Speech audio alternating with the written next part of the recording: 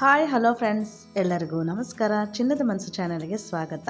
ನಿಮಗಾಗಲೇ title ನೋಡಿದ್ರೆ ಗೊತ್ತಾಗಿರುತ್ತೆ. ಹೌದು, ಇವತ್ತು ನಾವು ರಾಯರ ದರ್ಶನ ಮಾಡೋಕ್ಕೆ ಮಂತ್ರಾಲಯಕ್ಕೆ ಹೊರಟಿದ್ದೀವಿ. ನಾವು ಬೆಳಗ್ಗೆ 11:11ವರೆಗೆ ಬಳ್ಳಾರಿಯಿಂದ ಹೋಗ್ತಾ ಇದ್ದೀವಿ. ನಾವು ಮಂತ್ರಾಲಯಕ್ಕೆ ರೀಚ್ ಆಗೋಷ್ಟೊತ್ತಿಗೆ 2:15 2:13 ನಿಮಿಷಗಳ ಕಾಲ ಆಗಿತ್ತು. ಮಧ್ಯದಲ್ಲಿ ಟಿಫನ್ ಮಾಡಿಕೊಂಡು ಹೋಗ್ತಾ ಇದ್ದೀವಿ.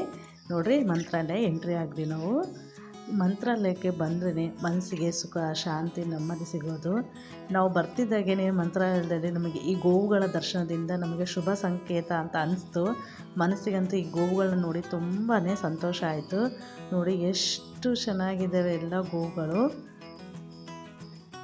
ಮಕ್ಕಳಂತೂ ಈ ಎಲ್ಲ ಆಕಳುಗಳನ್ನ ನೋಡಿ ತುಂಬಾ ಎಂಜಾಯ್ ಮಾಡ್ತಾಯಿದ್ರು. ಈ ಎಲ್ಲ ಗೋವುಗಳನ್ನ ಆಕಳುಗಳನ್ನೆಲ್ಲ ನೋಡ್ಕೊತ ನಾವು ಮಂತ್ರಾಲಯಕ್ಕೆ ಎಂಟ್ರಿ ಕೊಟ್ವಿ.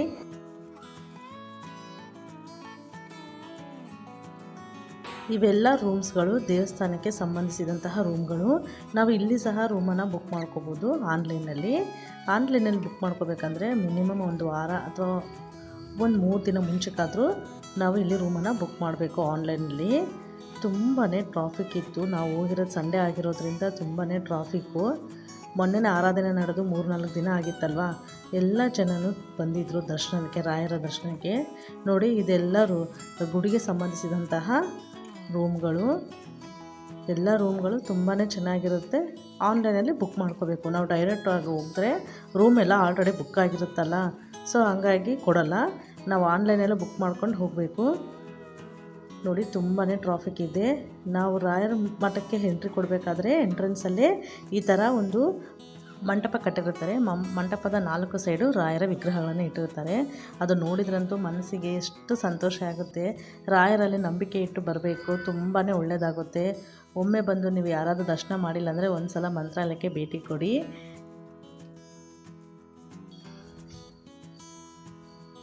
ನೋಡಿ, ಈ ಥರ ಈಗೀಗ ಸ್ವಲ್ಪ ಟ್ರಾಫಿಕ್ ಕ್ಲಿಯರ್ ಆಗ್ತಾ ಇದೆ. ನಾವು ಒಳಗಡೆ ಎಂಟ್ರಿ ಕೊಡ್ತಾ ಇದ್ದೀವಿ. ತುಂಬಾ ಟ್ರಾಫಿಕ್ಕು. ನಾವು ವೀಕೆಂಡ್ಸಲ್ಲಿ ಅಥವಾ ಗುರುವಾರ ಬಂದ್ರಂತೂ ತುಂಬಾ ಟ್ರಾಫಿಕ್ ಇರುತ್ತೆ, ರಶ್ ಇರುತ್ತೆ. ಅದಕ್ಕೆ ನಾವು ಹಾಲಿಡೇಸ್ ಟೈಮಲ್ಲಿ ಗುರುವಾರ ಆ ದಿನಗಳೆಲ್ಲ ಬಿಟ್ಟು ಮಿಕ್ಕಿ ದಿನದಲ್ಲಿ ಬಂದರೆ ರಾಯರನ್ನು ಕಣ್ತುಂಬ ದರ್ಶನ ಮಾಡ್ಕೋಬೋದು. ನೋಡಿ, ತುಂಬಾ ಟ್ರಾಫಿಕ್ ಇದೆ. ನಾವು ಬಂದಿದ್ದಲ್ಲಿ 2:15 ರೀಚ್ ಆಗಿದ್ದೀವಿ, ಆದರೂ ಇನ್ನೂ ರಶ್ ಇದೆ. ನೋಡಿ, ಈ ಥರ ಎಂಟ್ರೆನ್ಸ್ ಕೊಡ್ತಾ ಇದ್ದೀವಿ. ಎಂಟ್ರೆನ್ಸ್ ಕೊಟ್ಟರೆ ನಮಗೆ ಈ ಥರ ಎಡಗಡೆ ಎಲ್ಲ ಈ ಥರ ರೂಮ್ಸ್ ಇರುತ್ತೆ. ಹೋಟೆಲ್ಸು ಇದೆಲ್ಲ ಪ್ರೈವೇಟು. ನಿಮಗೆ ಗುಡಿಯಲ್ಲಿ ರೂಮ್ ಸಿಕ್ಕಿಲ್ಲ ಅಂದರೆ ಈ ಥರ ಹೋಟೆಲಲ್ಲಿ ಸಹ ಇಳ್ಕೋಬೋದು. ನಾವು ಬಂದು ಇಲ್ಲಿ ಕಾರನ್ನ ಪಾರ್ಕಿಂಗ್ ಮಾಡ್ತಾ ಇದ್ದೀವಿ. ಪಾರ್ಕಿಂಗ್ ಏರಿಯಾ ಸಹ ತುಂಬಾ ದೊಡ್ಡದಿದೆ. ಎಷ್ಟು ಈಸಿಯಾಗಿ ಸಹ ಪಾರ್ಕಿಂಗ್ ಮಾಡ್ಕೋಬೋದು. ಹೀಗೆಲ್ಲ ನಾವು ಪಾರ್ಕಿಂಗ್ ಮಾಡಿ ದೇವ್ರನ್ನ ದರ್ಶನಕ್ಕೆ ಹೋಗೋಣ ಅಂತ ಹೋಗ್ತಾ ಇದ್ದೀವಿ.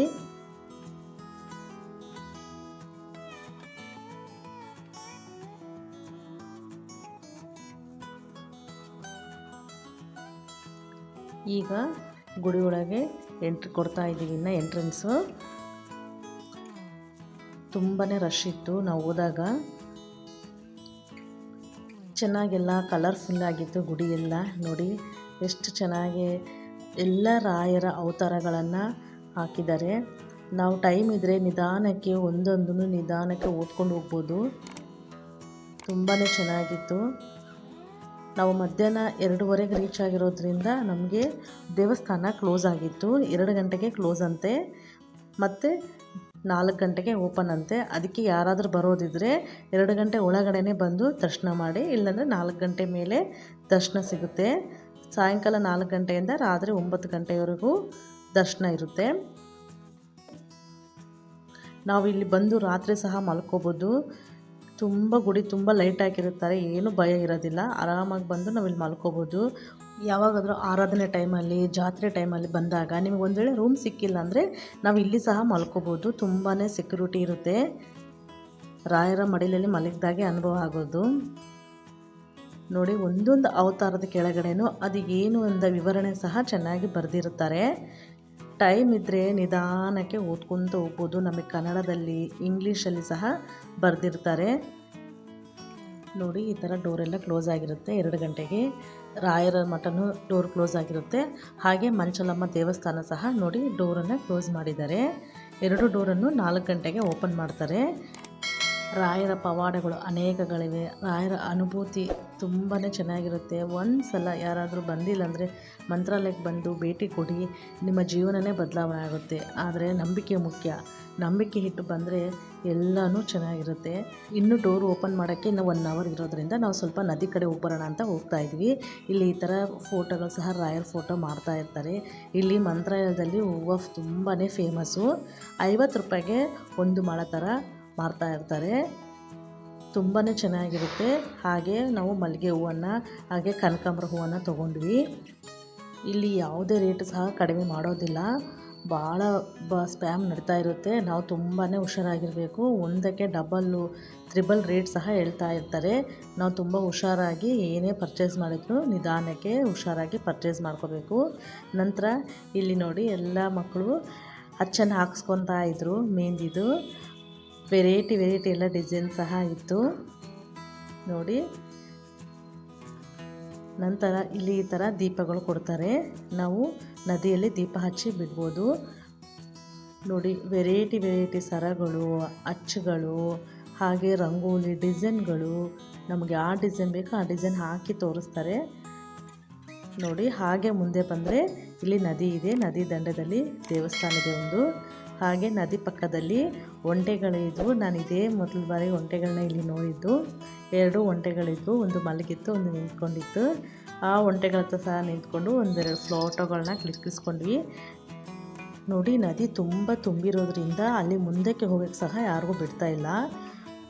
ನದಿಯಲ್ಲಿ ನೀರು ಕಡಿಮೆ ಇದ್ದರೆ ನಾವು ಮುಂದೆವರೆಗೆ ಹೋಗಿ ದೀಪವನ್ನು ಹಚ್ಚಿ ನದಿಯಲ್ಲಿ ಬಿಡ್ಬೋದಾಗಿತ್ತು. ಆದರೆ ತುಂಬ ಸೆಕ್ಯೂರಿಟಿ ಇದೆ ಇಲ್ಲಿ, ಯಾರನ್ನೂ ಮುಂದೆ ಹೋಗೋಕ್ಕೆ ಬಿಡ್ತಾನೆ ಇಲ್ಲ.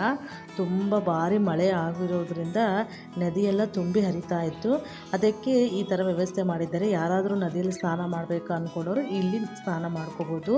ನದಿ ನೀರನ್ನೇ ಇಲ್ಲಿ ಬರೋ ಹಾಗೆ ಮಾಡಿದ್ದಾರೆ. ತುಂಬಾ ವ್ಯವಸ್ಥೆ ಚೆನ್ನಾಗಿದೆ. ಹಾಗೆ ನಮ್ಮ ಸಿಸ್ಟರು ದೀಪನ ಹಚ್ಚೋಣ ಅಂತ ಹಚ್ತಾ ಇದ್ದರು. ತುಂಬ ಗಾಳಿ ಇರೋದ್ರಿಂದ ದೀಪ ಹಚ್ಕೊಳ್ತಾನೇ ಇಲ್ಲ. ಅವರು ತುಂಬಾ ಪ್ರಯತ್ನ ಪಟ್ಟರು, ನೋಡೋಣ ದೀಪ ಹಚ್ಚುತ್ತೇನಂತ. ಕೊನೆಯಲ್ಲಿ ದೀಪ ಹಚ್ಕೊಳ್ಳೇ ಇಲ್ಲ. ಸೊ ಅದಕ್ಕೆ ಅಲ್ಲಿ ದೀಪದಲ್ಲಿನೇ ಆ ಬೆಂಕಿಯಲ್ಲಿ ಎಲ್ಲ ಪ್ರಣತಿಗಳನ್ನ ಹಾಗೆ ಇಟ್ಬಿಟ್ರು ನೋಡಿ. ಕೈ ತುಂಬ ಸುಡ್ತಾ ಇತ್ತು ಪಾಪ. ಅವ್ರಿಗೆ ಇಡೋಕ್ಕೂ ಆಗ್ತಾ ಇದ್ದಿಲ್ಲ. ಎಲ್ಲ ಅದು ಬಿಸಿ ತಾಗ್ತಾ ಇತ್ತು ಕೈಗೆಲ್ಲ. ನೋಡೋಣ ಏನಾದರೂ ಹಚ್ಕೊಳ್ತದೇನಂತ ಪ್ರಯತ್ನ ಪಟ್ವಿ. ಆದರೆ ಯಾವುದೋ ಒಂದು ದೀಪನ ಸಹ ಗಾಳಿ ತುಂಬ ಇರೋದ್ರಿಂದ ಬೇಗನೆ ಶಾಂತಿ ಆಗ್ತಾಯಿತ್ತು ನೋಡಿ. ಹಚ್ಕೊಳ್ಳೋದು ಈ ಥರ ಶಾಂತಿ ಆಗ್ತಾಯಿತ್ತು. ಆದರೂ ಒಂದು ಸಲ ಆದರೂ ಈ ಥರ ಗಂಗೆಗೆ ಆರತಿ ಮಾಡೋಣ ಅಂದ್ರೂ ಸಹ ಆಗ್ತಾ ಇರಲಿಲ್ಲ. ತುಂಬಾ ಗಾಳಿ ಇರೋದ್ರಿಂದ ಎಲ್ಲನೂ ಶಾಂತಿ ಆಗ್ತಾಯಿತ್ತು. ಸೊ ಅದಕ್ಕೆ ಅಲ್ಲೇ ಇಟ್ಟು ನಮಸ್ಕಾರ ಮಾಡ್ಕೊಂಡ್ವಿ ನೋಡಿ. ಆಕಾಶ ಗಂಗೆಗೆ ಒಂದು ನಮಸ್ಕಾರ ಮಾಡಿಕೊಂಡು ಹಾಗೆ ನದಿ ಹರಿತಾ ಇರೋ ನದಿಯನ್ನು ನೋಡ್ಕೊಂಡ್ವಿ. ತುಂಬಾ ಚೆನ್ನಾಗಿತ್ತು. ನದಿಯಲ್ಲಿ ನೀರು ಕಡಿಮೆ ಇದ್ರೆಗಿನ ಈ ಥರ ನಾವು ತೆಪ್ಪದಲ್ಲಿ ಸಹ ಹೋಗ್ಬೋದಾಗಿತ್ತು ನೋಡಿ. ತುಂಬ ದೂರದಲ್ಲಿ ಈ ಥರ ಕಟ್ಟಿಗೆಗಳನ್ನೆಲ್ಲ ಕಟ್ಬಿಟ್ಟಿದ್ದಾರೆ. ಯಾರೂ ಮುಂದಕ್ಕೆ ಹೋಗೋಕ್ಕೆ ಬಿಡ್ತಾನೆ ಇಲ್ಲ. ನಮ್ಮ ಸಿಸ್ಟರ್ ಇನ್ನೊಂದು ಸಲ ಕೊನೆಯಲ್ಲಿ ಟ್ರೈ ಮಾಡೋಣ ಅಂತ ಮಾಡಿದ್ರು, ಆಗಲೇ ಇಲ್ಲ. ಅದಕ್ಕೆ ಅಲ್ಲೇ ನಮಸ್ಕಾರ ಮಾಡ್ಕೊಂಡ್ಬಿಟ್ವಿ ಎಲ್ಲರೂ. ಈಗ ನಮ್ಮ ಮಕ್ಕಳೆಲ್ಲ ಈ ಥರ ಅಚ್ಚು ಹಾಕಿಸ್ಕೊತೀವಿ ಮೆಹಂದಿದಂತ ಇದ್ದರು, ಹಾಕ್ಸ್ಕೊತಾ ಇದ್ವಿ. ಇಲ್ಲಿ ಸಹ ತುಂಬಾ ಸ್ಪ್ಯಾನ್ ಮಾಡ್ತಾರೆ ನೋಡಿ. ಒಂದು ಹಚ್ಚು 2 ರೂಪಾಯಿ ಅಂತ ಹೇಳಿ ಅವರು ಕೈ ತುಂಬ ಒಂದೊಂದು ಹಚ್ಚಿಗೆ 2 ರೂಪಾಯಿ ಅಂತ ಹೇಳಿಬಿಟ್ಟು ಅವರು ನಾವು ಮಾತಾಡೋಕ್ಕೂ ಮುಂಚೆನೇ ಬೇಗ ಹಚ್ಬಿಡ್ತಾರೆ. ಅದು ಏನು ಡಿಸೈನ್ ಅಂತ ಸಹ ನಮಗೆ ಗೊತ್ತು ಆಗೋದಿಲ್ಲ ನೋಡಿ. ಈ ಥರ ಎಲ್ಲ ಹಚ್ಬಿಟ್ಟು ಇದಕ್ಕೆ ಅವರು ಬಿಲ್ ಮಾಡಿರೋದು 55 ರೂಪಾಯಿ ಮಾಡಿದ್ದಾರೆ. ಇಲ್ಲಿ ನಮ್ಮ ಪಾಪು ಇತ್ತು, ಸಣ್ಣ ಪಾಪಿಗೆ ಒಂದು ಓಮನ ಹಾಕ್ಸಿದ್ವಿ. ಅವಳು ಅದಕ್ಕೆ ಅಳಕ್ಕೆ ಸ್ಟಾರ್ಟ್ ಮಾಡಿಬಿಟ್ಲು. ಇನ್ನು ಸಾಕು ಅಂತ ಸುಮ್ಮನಾದ್ವಿ ನೋಡಿ. ಎಷ್ಟು ಬೇಗ ಅವರು ಕೌಂಟ್ ಮಾಡಿಬಿಟ್ಟು ಇದಕ್ಕೆ 55 ರೂಪಾಯಿ ಆಗಿದೆ ಅಂತೇಳಿ ಹೇಳಿದರು ನೋಡಿ. ಎಷ್ಟೆಲ್ಲ ಮೋಸ ಆಗುತ್ತೆ. ಅದಕ್ಕೆ ನೀವೇನಾದರೂ ಬಂದರೆ ನಿಧಾನಕ್ಕೆ ಅವ್ರ ಹತ್ರ ಮಾತಾಡಿಕೊಂಡು ಹಾಕಿಸ್ಕೊಳ್ಳಿ. ನಾವು ನದಿ ದಂಡೆ ಹತ್ರ ಹೋಗಿ ಬರೋಷ್ಟೊಳಗೆ ನೋಡಿ ಎಷ್ಟು ಜನ ಕ್ಯೂ ಆಗಿದ್ದಾರೆ. ಕ್ಯೂ ಲೈನ್ ತುಂಬಾ ದೊಡ್ಡದಿತ್ತು. ನಾವು ಹಾಗೆ ಮಂಚಲಮ್ಮಗೆ ಒಂದು ನಮಸ್ಕಾರ ಮಾಡಿಕೊಂಡು ನಾವು ಸಹ ರಾಯರ ದರ್ಶನ ಮಾಡಿಕೊಂಡು ಹೊರಗಡೆ ಬಂದ್ವಿ. ಇಲ್ಲಿ ರಾಯರ ಮಠಕ್ಕೆ ಬಂದಾಗ ಮೊದಲಿಗೆ ಮಂಚಲಮ್ಮನ ದರ್ಶನ ಮಾಡಿ ನಂತರ ರಾಯರನ್ನು ದರ್ಶನ ಮಾಡಬೇಕು. ಅದೇ ಪದ್ಧತಿ ಇರೋದು. ನೀವು ಯಾರಾದರೂ ಬಂದರೆ ಮೊದಲಿಗೆ ಮಂಚಲಮ್ಮನ ದರ್ಶನ ಮಾಡ್ಕೊಳ್ಳಿ, ನಂತರ ರಾಯರನ್ನು ದರ್ಶನ ಮಾಡ್ಕೊಳ್ಳಿ. ರಾಯರನ್ನು ದರ್ಶನ ಮಾಡ್ಕೊಂಡು ಬಂದರೂ ನನಗಿನ್ನೂ ತೃಪ್ತಿ ಆಗಿಲ್ಲ. ನಾನು ಕಿಂಡಿಯಲ್ಲಿ ನೋಡಿ ದರ್ಶನ ಮಾಡ್ತಾ ಇದ್ದೀನಿ. ನಂತರ ಇಲ್ಲಿ LED ದೊಡ್ಡ ಟಿವಿಯಲ್ಲಿ ಈ ಥರ ರಾಯರ ಲೈವ್ ದರ್ಶನ ತೋರಿಸ್ತಾ ಇರ್ತಾರೆ. ಅಲ್ಲಿ ಯಾವುದೇ ಸೇವೆ ನಡೆದ್ರೂ ಇಲ್ಲಿ ಕಾಣಿಸ್ತಾ ಇರುತ್ತೆ. ಹಾಗೆ ತೀರ್ಥ ಪ್ರಸಾದ ತಗೊಂಡು ಮೊನ್ನೆ ಆರಾಧನೆ ನಡೆದಿರೋದ್ರಿಂದ ಆರಾಧನೆಗೆ ಬಳಸಿರುವ ಎಲ್ಲ ಸಾಮಾನುಗಳನ್ನು ವಸ್ತುಗಳನ್ನು ಇಲ್ಲಿಟ್ಟಿದ್ದಾರೆ. ನಾವು ಒಂದೊಂದನ್ನು ನಿಧಾನಕ್ಕೆ ನೋಡ್ಕೊತ ಬರ್ತಾ ಇದ್ದೀವಿ. ತುಂಬಾ ಚೆನ್ನಾಗಿತ್ತು. ಇಲ್ಲಿ ಬೆಳ್ಳಿ ತೊಟ್ಲ ಇದೆ. ಫ್ರೆಂಡ್ಸ್, ಯಾರ್ಯಾರು ನನ್ನ ಚಾನಲ್ ನೋಡ್ತಾ ಇದ್ದೀರಾ ದಯವಿಟ್ಟು ಅವರೆಲ್ಲ ನನ್ನ ಚಾನಲನ್ನು ಸಬ್ಸ್ಕ್ರೈಬ್ ಮಾಡ್ಕೊಳ್ಳಿ. ಹಾಗೆ ಪಕ್ಕದಲ್ಲಿರೋ ಬೆಲ್ ಐಕನನ್ನು ಕ್ಲಿಕ್ ಮಾಡಿ, ಫಾಲೋ ಮಾಡಿ, ಲೈಕ್ ಮಾಡಿ. ಇಲ್ಲಿ ನಮ್ಮ ರಾಯರೇ ಇದ್ದರು, ಅವ್ರಿಗೊಂದು ನಮಸ್ಕಾರ ಮಾಡಿಕೊಂಡ್ವಿ. ಹಾಗೆ ಇದು ಫ್ಯೂಚರ್ ಪ್ಲ್ಯಾನ್ ಸ್ಕೆಚ್ ಇದ್ದಾಗಿದೆ, ಇದನ್ನು ಸಹ ನೋಡ್ಕೊಂಡ್ವಿ. ಫ್ರೆಂಡ್ಸ್, ಇದು ಹೊಸದಾಗಿದೆ. ಆರಾಧನೆ ಸಮಯದಲ್ಲಿ ಇದನ್ನು ಮಾಡಿದ್ದಾರೆ. ಮುಂಚೆಲ್ಲ ಈ ಥರ ಮಧ್ಯದಲ್ಲಿ ಮೆಟ್ಲಿದ್ದಿಲ್ಲ. ಇದು ಸರ್ವದರ್ಶನಕ್ಕಂತೇಳಿ ಈ ಥರ ಮೆಟ್ಲು ಮಾಡಿದ್ದಾರೆ. ಈ ಥರ ಮೆಟ್ಲಲ್ಲಿ ಬಂದು ಒಳಗಡೆ ಹೋಗಿ ದರ್ಶನ ಮಾಡ್ಕೊಂಡು ಮತ್ತೆ ಹೊರಗಡೆ ಬರೋದು. ಹಾಗೆ ರಾಯರ ಗೋಪುರವನ್ನು ನೋಡಿಕೊಂಡು ಒಂದು ನಮಸ್ಕಾರ ಹಾಕ್ಕೊಂಡು ಮತ್ತೆ ಇನ್ನೊಂದು ಸಲ ಎಲ್ಲ ಗುಡಿಯನ್ನು ದರ್ಶನ ಮಾಡಿಕೊಂಡು ಇಲ್ಲಿಂದ ನಮ್ಮ ಮುಂದಿನ ಪಯಣ ಬಿಚ್ಚಾಲೆಗೆ ಹೋಗ್ತೀವಿ. ನೋಡಿ, ಈಗ ಬಿಚ್ಚಾಲೆಗೆ ಬಂದಿದ್ದೀವಿ. ಇಲ್ಲಿ ರಾಯರು ಬಳಸ್ತಿರುವಂತಹ ಒರಳು ಕಲ್ಲಿದೆ, ಅದನ್ನು ನೋಡಿದ್ವಿ. ತುಂಬಾ ಚೆನ್ನಾಗಿತ್ತು. ಎಷ್ಟು ಪುರಾತನ ಕಾಲದ್ದು ನೋಡಿ, ಆದರೂ ಎಷ್ಟು ಚೆನ್ನಾಗಿದೆ. ರಾಯರು ಬಳಸ್ತಿದ್ದಂತಹ ಒರಳು ಕಲ್ಲು ಹಾಗೆ ಇದೆ. ಇದನ್ನು ದರ್ಶನ ಮಾಡಿಕೊಂಡು ಹಾಗೆ ಕೆಳಗಡೆ ನದಿ ದಂಡೆ ಹತ್ರ ಹೋದ್ವಿ, ನದಿ ನೋಡೋಕ್ಕಂತೇಳಿ. ಇಲ್ಲಿ ಮೊದಲಿಗೆ ಗಣೇಶ ಇದೆ. ಗಣೇಶನ ದರ್ಶನ ಮಾಡಿಕೊಂಡು ಗಣೇಶಗೊಂದು ನಮಸ್ಕಾರ ಹಾಕ್ಕೊಂಡು ಮುಂದೆ ನಾವು ನದಿಯನ್ನು ನೋಡೋಕ್ಕಂತ ಹೋದ್ವಿ. ನದಿಯಂತೂ ತುಂಬಾ ತುಂಬಿತ್ತು. ತುಂಬ ಸೌಂಡ್ ಸಹ ತುಂಬಾ ಜಾಸ್ತಿ ಬರ್ತಾಯಿತ್ತು. ನೀರಿನ ಶಬ್ದ ನೋಡಿ ಎಷ್ಟು ಇದೆ ನೀರು. ನಾವು ಮುಂಚೆ ಫೆಬ್ರವರಿನೇ ತಿಂಗಳು ಬಂದಾಗ ಇಲ್ಲಿ ನೀರು ತುಂಬಾ ಕಡಿಮೆ ಇತ್ತು. ಆಗ ನಾವೆಲ್ಲ ಕುಟುಂಬದವರು ಸೇರಿ ತೆಪ್ಪದಲ್ಲಿ ಹೋಗಿದ್ವಿ. ಈಗ ನೋಡಿದ್ರೆ ನೀರು ತುಂಬಾ ಇದೆ. ನೀರು ತುಂಬ ಇರೋದ್ರಿಂದ ಅಸಲು ಒಳಗಡೆ ಎಂಟ್ರಿ ಸಹ ಇಲ್ಲ, ಯಾವುದೇ ತೆಪ್ಪ ಸಹ ಇಲ್ಲ ಹೋಗೋಕ್ಕೆ. ನಮಗೆ ಮುಂದೆ ಹೋಗೋಕ್ಕೂ ಬಿಡ್ತಾ ಇಲ್ಲ. ಅಲ್ಲಿ ಎಲ್ಲ ಬೈತಾ ಇದ್ದಾರೆ, ಹಿಂದೆ ಬನ್ನಿ ಹಿಂದೆ ಬನ್ನಿ ಅಂತ. ಮಕ್ಕಳಿಗಂತೂ ಎಂಟ್ರಿನೇ ಇಲ್ಲ. ನೋಡಿ, ದೂರದಿಂದ ನೋಡ್ಕೋಬೇಕು ನೀರನ್ನೆಲ್ಲ. ತುಂಬಾ ಚೆನ್ನಾಗಿತ್ತು ಬಿಚ್ಚಾಲೆ ಸಹ. ನೀವು ರಾಯರ ಮಠಕ್ಕೆ ಮಂತ್ರಾಲಯಕ್ಕೆ ಬಂದಾಗ ಇಲ್ಲಿ ಸಹ ಬಂದು ಒಮ್ಮೆ ಭೇಟಿ ಮಾಡಿ. ನನಗಂತೂ ಈ ರಂಗೋಲಿ ತುಂಬಾ ಇಷ್ಟ ಆಯಿತು. ಎಷ್ಟು ಚೆನ್ನಾಗಿ ನೀಟಾಗಿ ಹಾಕಿದ್ದಾರೆ ರಂಗೋಲಿ ಗುಡಿ ಮುಂದೆ. ನೋಡಿ, ರಾಯರ ಮುಂದೆ. ಹಾಗೆ ರಾಯರ ಮುಂದೆ ಬಂದರೆ ಇಲ್ಲಿ ಈಶ್ವರ ಲಿಂಗ ಸಹ ಇದೆ. ಲಿಂಗದ ಮುಂದೆ ನಂದಿ ಸಹ ಇದೆ. ನೋಡಿ, ಇದನ್ನು ಸಹ ದರ್ಶನ ಮಾಡಿಕೊಂಡು ಒಂದು ನಮಸ್ಕಾರನ ಹಾಕ್ಕೊಂಡು ಹಾಗೆ ಮುಂದಕ್ಕೆ ಬಂದರೆ ಈ ಬಿಚ್ಚಾಲಯನ ಪ್ರಾಚೀನ ಕಾಲದಲ್ಲಿ ಭಿಕ್ಷಾಲಯ ಅಂತ ಕರಿತಾ ಇದ್ರು. ಇದು ನಮ್ಮ ರಾಯರ ಆಪ್ತರಾದ ಶ್ರೀ ಅಪ್ಪಣ್ಣಾಚಾರ್ಯರ ಜನ್ಮಸ್ಥಳ ಸಹ ಆಗಿದೆ. ಇಲ್ಲಿ ನಮ್ಮ ಶ್ರೀ ಗುರು ರಾಘವೇಂದ್ರ ಸ್ವಾಮಿಗಳು 13 ವರ್ಷಗಳ ಕಾಲ ತಮ್ಮ ಶಿಷ್ಯರೊಂದಿಗೆ ಅಧ್ಯಾತ್ಮ ಅಭ್ಯಾಸವನ್ನು ಮಾಡಿದರು.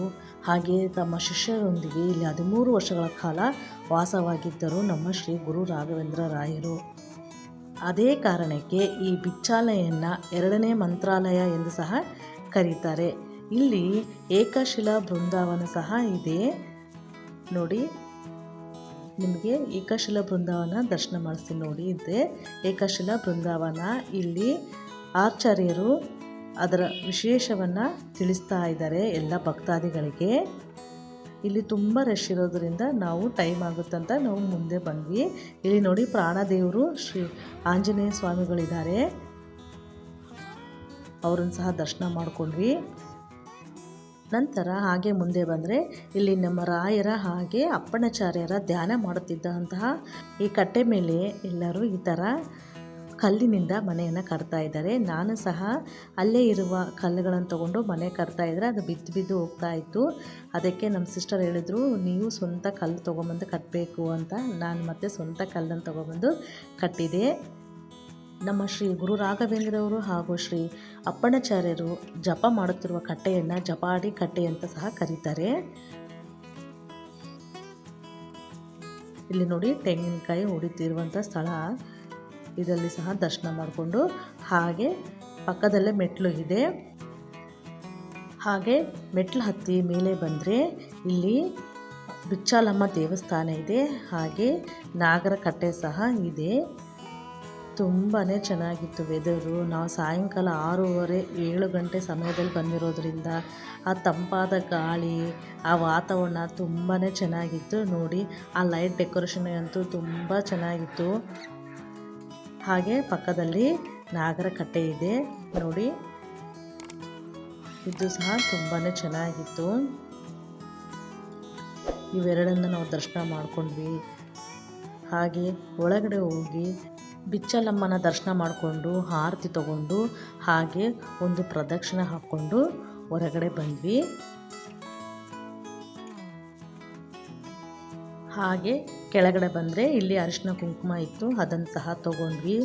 ದೇವರ ದರ್ಶನ ತುಂಬ ಚೆನ್ನಾಗಾಯಿತು ನೋಡಿ. ಶ್ರೀ ಶ್ರೀ ಬಿಚ್ಚಾಲಮ್ಮ ದೇವಸ್ಥಾನ, ಇದನ್ನು ಸಹ ದರ್ಶನ ಮಾಡಿಕೊಂಡು ಮತ್ತು ನಮ್ಮ ಮುಂದಿನ ಪಯಣ ಅಪ್ಪಣ್ಣಾಚಾರ್ಯರ ಮನೆಗೆ ಹೋದ್ವಿ.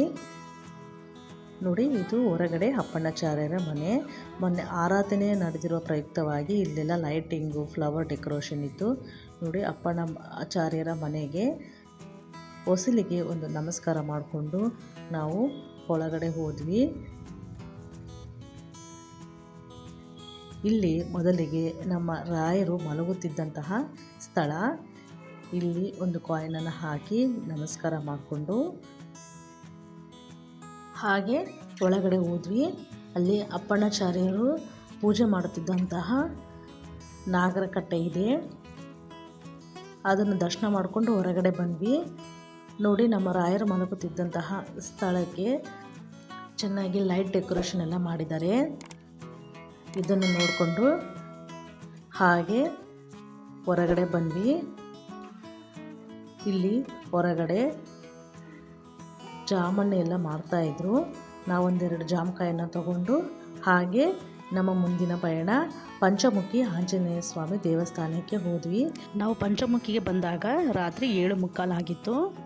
ರಾತ್ರಿ ತುಂಬಾ ಗಾಳಿ ಮಳೆ ತುಂಬ ಇತ್ತು. ಇಲ್ಲಿ ಮೆಟ್ಲಿವೆ ಪಂಚಮುಖಿ ಆಂಜನೇಯ ಸ್ವಾಮಿಗೆ, ತುಂಬ ಏನಿಲ್ಲ, ಸ್ವಲ್ಪನೇ ಮೆಟ್ಲಿದೆ. ಮೆಟ್ಲಿಗೆ ನಮಸ್ಕಾರ ಮಾಡಿಕೊಂಡು ಮೇಲೆ ಹತ್ತಿದ್ವಿ. ಈಗ ನೋಡಿ ಮೆಟ್ಲು ಹತ್ಕೊತ ಹಾಗೆ ಮುಂದಕ್ಕೆ ಬಂದರೆ ಇಲ್ಲಿ ಆಂಜನೇಯ ಸ್ವಾಮಿಯ ಪಾದಗಳಿವೆ. ಅಲ್ಲಿ ಮಕ್ಕಳಿಗೆ ಯಂತ್ರವನ್ನು ಕಟ್ತಾರೆ. ಮಕ್ಕಳು ಚಿಕ್ಕ ಮಕ್ಕಳಿದ್ರೆ, ಭಯ ಬೀಳ್ತಾ ಇದ್ರೆ, ಏನಾದರೂ ಆರೋಗ್ಯ ಸರಿಗಿಲ್ಲದಿದ್ರೆ ಅಂಥ ಮಕ್ಕಳಿಗೆ ಬಂದು ಇಲ್ಲಿ ನಾವು ಯಂತ್ರವನ್ನು ಕಟ್ಟಿಸ್ಕೋಬೋದು. ಒಂದು ಯಂತ್ರಕ್ಕೆ ಅವರು 30 ರೂಪಾಯಿನ ಇಸ್ಕೊಳ್ತಾರೆ. ಅವರೇ ಕಟ್ತಾರೆ ಸ್ವಾಮೀಜಿಗಳು. ಹಾಗೆ ನಾವು ಯಂತ್ರವನ್ನು ಕಟ್ಟಿಸ್ಕೊಂಡು ಹಾಗೆ ಪಂಚಮುಖಿ ಆಂಜನೇಯ ಸ್ವಾಮಿ ದರ್ಶನಕ್ಕೆ ಒಳಗಡೆ ಬಂದ್ವಿ. ಪಂಚಮುಖಿ ಆಂಜನೇಯ ಸ್ವಾಮಿ ಟೆಂಪಲ್ಲು ಮಂತ್ರಾಲಯದಿಂದ 30 ಕಿಲೋಮೀಟರ್ ಇರುತ್ತೆ. ಅರೌಂಡು ಹೋಗಿ ಬರೋಕ್ಕೆ ನಮಗೆ ಬಿಚ್ಚಾಲೆಗೆ ಮತ್ತು ಪಂಚಮುಖಿ ಆಂಜನೇಯ ಸ್ವಾಮಿಗೆ ಹೋಗಿ ಮತ್ತು ಮಂತ್ರಾಲಯಕ್ಕೆ ರಿಟರ್ನ್ ಬರೋಕ್ಕೆ 50ರಿಂದ 60 ಕಿಲೋಮೀಟ್ರಷ್ಟು ಆಗ್ಬೋದು ಮೇ ಬಿ. ಈಗ ಹೊಸ್ಲಿಗೆ ನಮಸ್ಕಾರ ಮಾಡಿಕೊಂಡು ಒಳಗಡೆ ಹೋಗ್ಬೇಕೀಗ. ನಾವು ರಾತ್ರಿ ತುಂಬ ಲೇಟಾಗಿ ಹೋಗಿರೋದ್ರಿಂದ ಅಷ್ಟು ಜನ ಇರಲಿಲ್ಲ. ರಾತ್ರಿ ಲೇಟು ಒಂದು ಆಗಿತ್ತು, ಹಾಗೆ ಮಳೆ ಗಾಳಿ ಇರೋದ್ರಿಂದ ಜನ ಯಾರೂ ಇರಲಿಲ್ಲ. ನೋಡಿ ಎಲ್ಲ ಖಾಲಿನೇ, ಕ್ಯೂ ಏನೂ ಇರಲಿಲ್ಲ. ಈಗ ಒಳಗಡೆ ಈ ಥರ ಲೈನಾಗಿ ಹೋಗಬೇಕು. ಹೋಗಿ ದರ್ಶನ ಮಾಡ್ಕೊಂಡು ಹೊರಗಡೆ ಬಂದ್ವಿ. ಹೊರಗಡೆ ಬಂದಮೇಲೆ ಮಕ್ಕಳಿಗೆಲ್ಲ ಆಟ ಕೊಡಿಸಿದ್ವಿ. ಹಾಗೆ ಮತ್ತು ನಾವು ರಿಟರ್ನು ಬಳ್ಳಾರಿಗೆ ಬಂದ್ವಿ. ನಾವು ಎಲ್ಲ ದೇವಸ್ಥಾನ ದರ್ಶನ ಮಾಡಿಕೊಂಡು ಅಲ್ಲಿ ರಿಟರ್ನ್ ನಾವು ಮಂತ್ರಾಲಯ ಬಿಟ್ಟಾಗ ರಾತ್ರಿ 8:20 ಆಗಿತ್ತು. ಅಲ್ಲಿಂದ ನಾವು ಬಳ್ಳಾರಿಗೆ ಬರೋಷ್ಟೊತ್ತಿಗೆ 10:15 10:30 ಸಮೀಪ ಆಗಿತ್ತು. ನೋಡಿದ್ರಲ್ಲ ಫ್ರೆಂಡ್ಸ್, ರಾಯರ ದರ್ಶನ ಹೇಗಾಯಿತು ಅಂತೆಲ್ಲ.